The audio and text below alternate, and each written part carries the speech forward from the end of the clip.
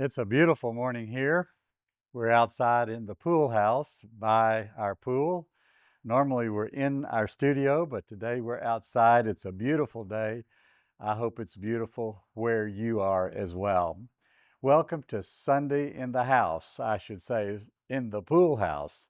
I'm Dwight Moody, your host for this 30-minute broadcast of commentary on public events and a teaching from our Red Letter Bible. The Red Letter Bible is the teachings of Jesus, his words and his deeds, which is the center of our religious faith. There's not nearly enough of this in the church and in our political discourse today, which is why I'm giving attention to it in the house. The red letters of Jesus have the potential to transform, to inspire, to correct us, to reform the church, and also to renew the democracy in our United States. This is the conviction that underlines this broadcast every Sunday morning, Sunday in the House. Now, today I'm going to have a continuation of our red letter lesson on the prayers of Jesus, the second of his three prayers while he was hanging on the cross. We'll get to that in just a minute. I'm going to give a summary also of the survey that we took, or at least an initial response to it. But I'm going to start today with answering a question that somebody sent to me. I get questions almost every day, comments about what I say, things people are curious about. Now, you know, this 30 minutes is kind of an intersection of religion and politics, the two things people tell you not to talk about. But week by week, I'm giving you my commentary on what's happening in public life, especially this administration, which I think is a danger to our country and a danger to our democracy. The danger largely resides in this, that you rarely hear our president and his people talk about how the government can be of service to the people. They are, in fact, eliminating many of the services that the government has historically provided to the people of our country. Things like Head Start or research into cancer or staffing the national parks. This week we learned that the Job Corps they're blowing that up. Anything that would serve the needs of the people, like housing assistance, these things are being blown up. Their focus is on how to exercise power so they can give benefits to the rich and take away assistance to the population. Now, the question that came to me a couple of weeks ago is this: why is my family so tied up with this man?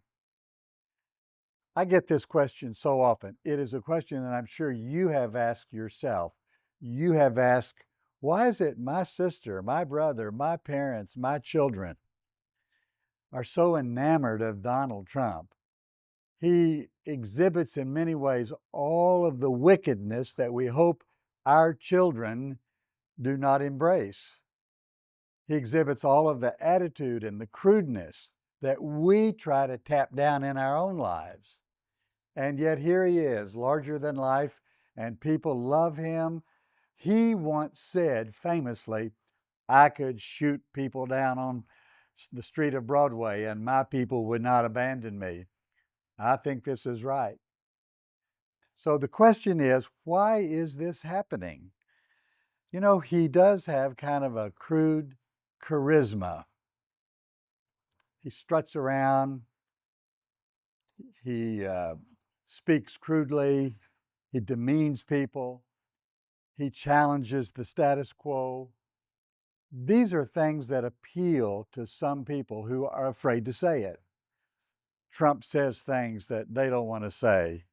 Trump is blowing up the elite things, blowing up the status quo, taking the fight right to the heart of Washington, D.C., even though it's hurting the very constituency that he is representing. Why is this? Well, I found part of the answer in a TikTok. I have a TikTok friend out in Portland, Oregon. I've talked about her before. Her name is Amy Hawk. Here is her book. I've reviewed this book. You can find it on the website at themeetinghouse.net. How evangelicals, or shall we say Christians, betrayed Jesus for power. It's her own story. How she grew up in an unchurched home, became a believer as a young adult, joined an evangelical church, loved every minute of it until Trump came on the scene. And then she says people changed. They became enamored of Donald Trump, even though he represents almost everything that their preaching and teaching leads us to avoid. Well, in the book and on her TikTok, she draws attention to a verse of scripture that the Apostle Paul wrote. Now, in my lesson here, I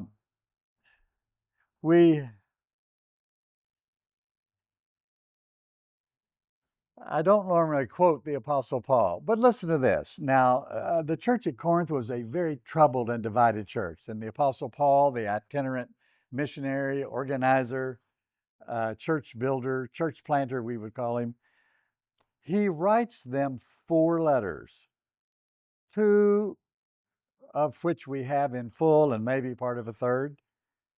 And what we call 2 Corinthians chapter 11, verse 20, writes to this troubled church these words.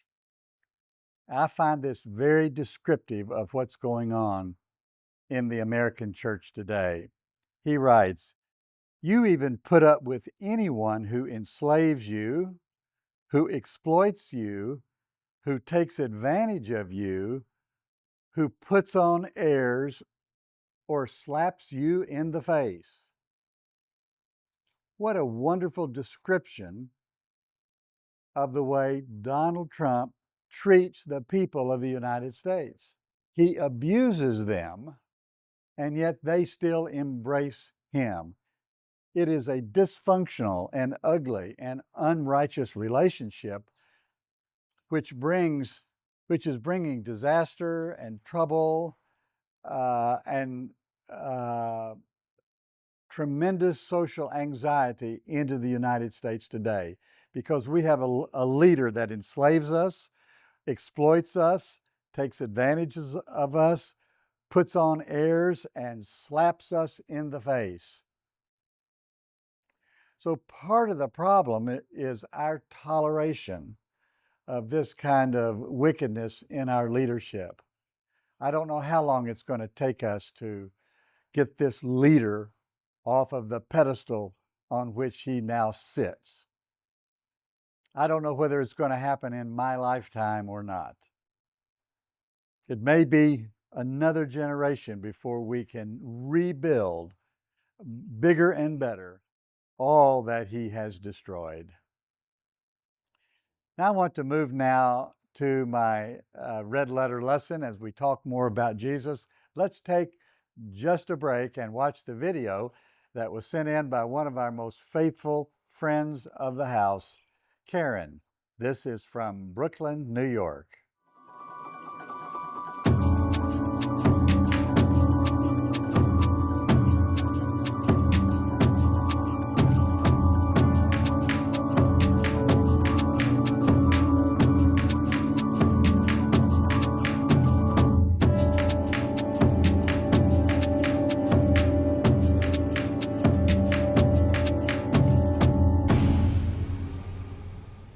I have my red letter Bible. I've explained to you several times I inherited this from my father, who was a wonderful Bible teacher. One of the things that the Micah the prophet said, God requires that we do justice, love mercy, and walk humbly with God. And I have used this text to try to explain the concentric circles of moral living that is expected of us. If we are at the center, the first circle is our relationship with God, with the Spirit, with Jesus Christ, summarized in that phrase, to walk humbly with God. A little further out, the prophet says that we are to love mercy. This is a way to describe our connections with the people around us, our families, our extended families, the people we work with or we're on a ball team with, the neighbors, the people that we come in contact with. We are to be kind and generous and compassionate. We are to forgive. We are to help. We are to assist. We are to welcome. We are to practice hospitality. And then in that third circle, which the prophet describes with the words, do justice. This is a reference. I'm using it this way. I'm not saying that the prophet himself had all these things in mind, but to do justice is to be concerned about the well-being of everybody in the world. In this time of resurgent nationalism, I'm proud to say that I am a citizen of the world. I believe in having a global vision. I think Jesus taught us to go to the ends of the earth, that all people everywhere are included in the great vision of the kingdom of God. So I'm proud to say that I am a citizen of the world and that I want to do justice for every person in the world so that there is equity and inclusion and opportunity and prosperity and justice for every single person in the world, for the rich and the poor, the weak and the strong, the learned and the simple, the Christian, the Jew, the Muslim, the unbeliever, the skeptic. Everybody deserves justice. So these are the three concentric circles of the way we are to live our life. I think the way that the prophets taught us to live, to do justice, to love mercy, to walk humbly with God. And one of the ways that we are learning to walk humbly with God is to look at the prayers of Jesus. There are only 6 of them in the Gospels, which in and of itself is surprising, don't you think? We've looked at 4 of these, and now we've come to the 5th one. There are 3 prayers of Jesus on the cross. Of the 7 sayings of Jesus from the cross, 3 of them are prayers. Last week, we looked at that sad and very human prayer. Father, why have you forsaken me? This in the crisis of my life. I feel abandoned. I feel alone. I feel forsaken. Why? It's one of the great prayers of the human heart. Jesus prayed it. We pray it. It's a question Jesus asked. It's a question we ask all the time. Why did this happen to me? Why is this happening? Did I deserve this? The second prayer is this prayer of forgiveness. You know, Jesus practiced forgiveness. He taught us to forgive, several parables about forgiveness. And then, of course, right in the middle of the great prayer, forgive those who have done you wrong. John Prine, one of my great heroes, has a song, When I Get to Heaven. He says, I'm going to smoke a cigarette that's 9 miles long. He's going to open up a clubhouse and start a band again, and I'm going to forgive everybody who ever done me wrong. John Prine was not a church person, but he was very much a spiritual person who understood the teaching of Jesus, the prayer of Jesus about forgiving people. All of us need to be forgiven of things we've done. I certainly have done many things, said things that people should forgive me for. I've done things to people that they should forgive me for. And people have done things to me, created a bad work environment, mistreated, lied about me, schemed about me behind my back, pushed me out of a job. And yet we have to forgive these people and not carry resentment. And one of the ways is for us to continually look to Jesus, who was of all people mistreated. If there ever was a righteous person, it was Jesus. And if there ever was unrighteous behavior toward a person, it was toward Jesus. And yet, here he is on the cross. Father, I forgive them. I forgive these political leaders who conspired with religious leaders to arrest me, prosecute me with false witnesses, condemn me, and then execute me. But here's somebody else Jesus forgave. You know, these leaders in their upper rooms, in their secret chambers, they made the decisions. They collaborated, they conspired to hurt Jesus. And then they gave orders to people. You go out and do it. You go out and arrest him. Go at night where they won't recognize you. Grab him, bring him into a hidden room, and then you all take him out and nail him to a cross. You know what I think about this when I watch all these ICE agents arrest people? It's not their decision to arrest people. But you've seen these videos. They're dressed in black. They've got all this military gear on. They've got a helmet on their head. And what do they have on their face? They're wearing a mask. They're covering their face. They got a black mask on. They don't want to be seen. These are the low-level people that are doing the bidding of wicked political and religious leaders, just like at the crucifixion of Jesus. I think about these people when I see these videos. I think, why are they doing this? Is it because of a paycheck? Can't they get another job? Do they really think these people they're arresting are wicked, are criminals, lives need to be disrupted, sent back to trouble and danger? What are these men and women thinking and feeling as they cover their faces and get these children, put them in cuffs, put them in wagons and take them away?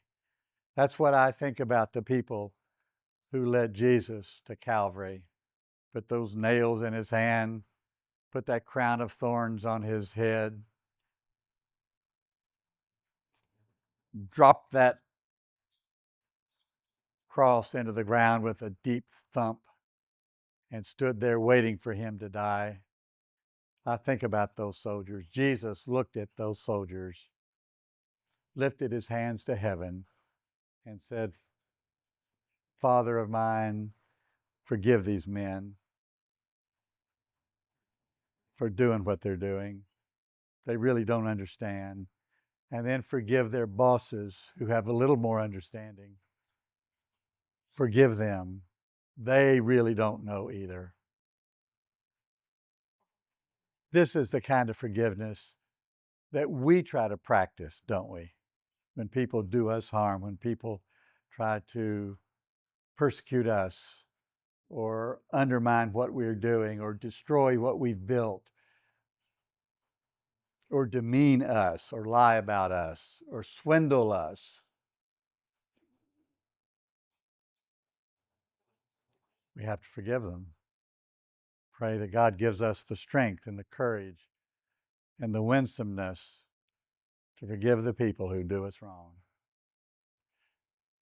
John Prine has another song, the chorus of which, you forgive us and we'll forgive you. We'll forgive each other till we both turn blue. It's a great way to live.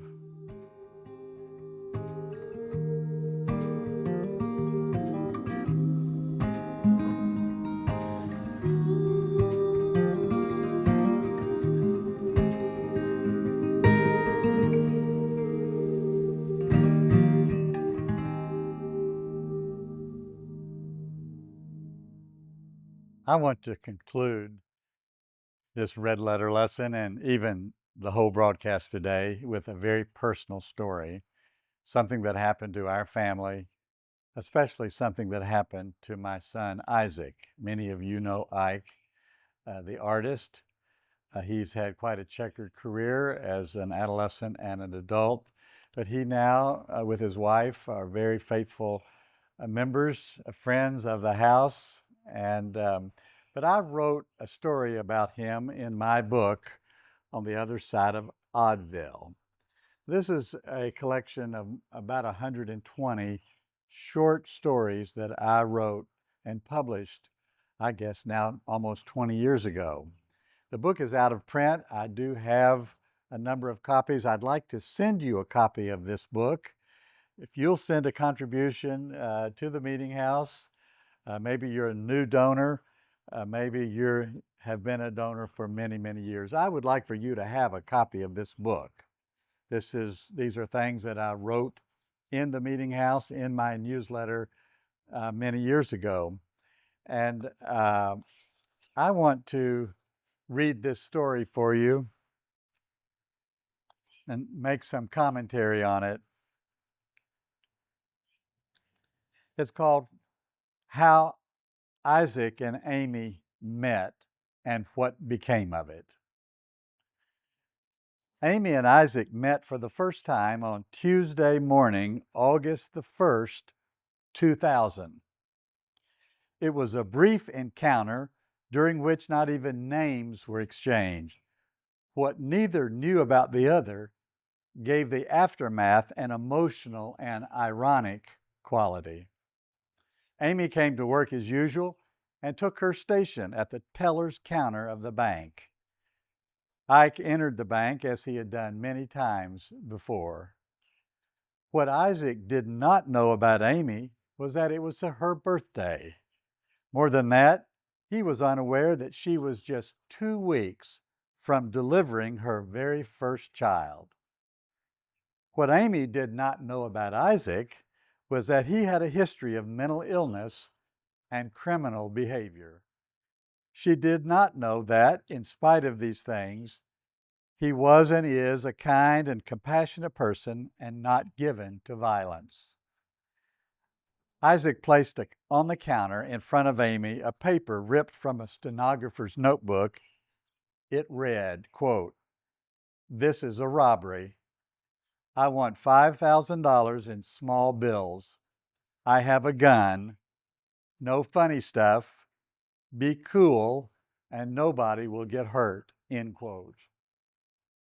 Terrified and traumatized, Amy did as she was directed, even as she activated an alarm. Isaac took the money, walked from the bank, hailed a cab, and left town. Amy and Isaac met for the second time on Monday morning, April the 30th, 2001. Amy took her seat at the back of the federal courthouse. She was dressed in slacks and a sweater, with her husband at her side. Federal marshals escorted Isaac to the defendant's table. He was dressed in the broad black and white stripes of jailhouse attire.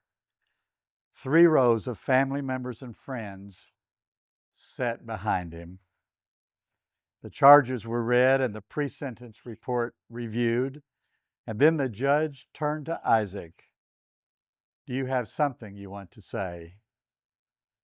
Isaac turned to Amy and said, quote, "I'm very sorry. Bank robbery is a violent act. You did not deserve this. I hope you are able to forgive me," end quote. Amy sobbed, head bowed, cradled in her hands. Isaac wept, barely able to finish his brief confession. First, Ike's lawyer and then Amy's attorney addressed the judge, appealing for a sentence of greater or lesser length. During this exchange, the prosecutor read for everybody to hear Amy's letter to Isaac.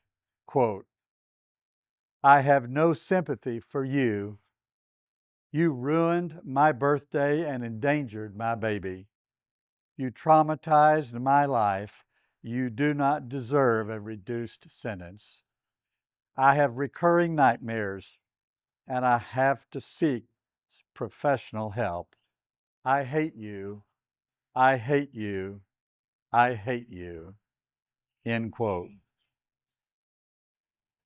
I sat on the front row behind Ike on a bench very much like a church pew. I listened to all of this as the father of a daughter about the age of Amy, and as the father of a son exactly the age of Isaac. In those moments and in the hours since, I have reflected on the demons that haunt the souls of the young man, keeping him from being the person he wants to be. I have thought also about the bitter memories that plague the spirit of the young woman, pushing her life in directions she does not want to go. I may never see Amy again. I pray for her that she might receive healing and grant forgiveness. I will see Ike again. I will be waiting at the prison gate when, years from now, he walks away from the cell that now confines him. I pray for him that he might be free of the dark, powerful, and mysterious forces that framed his first meeting with Amy 9 months ago. It's a father's task, don't you think, to keep hope alive. God bless you today. I hope today you have somebody in your life keeping hope alive for you. Write me, I'll send you the book. Has a lot of stories in it. Story about the prayer I gave at my high school graduation in St. Louis many years ago. Has a story from even earlier about something that happened to me on the Court Square in Murray, Kentucky. It also has the story of the day I was arrested, put in jail. I'll send it to you. Go to my website at themeetinghouse.net, subscribe to my newsletter, make a contribution, let me know you want the book. Go to YouTube and subscribe to my YouTube channel. Send me a video and we will play it. Send me a question, I'll try to answer it. Let me know if I can help you keep hope alive. God bless you today. I'm Dwight Moody, chaplain to the de-churched, I sometimes say, but host for this broadcast of Sunday in the House. I'll see you again next week.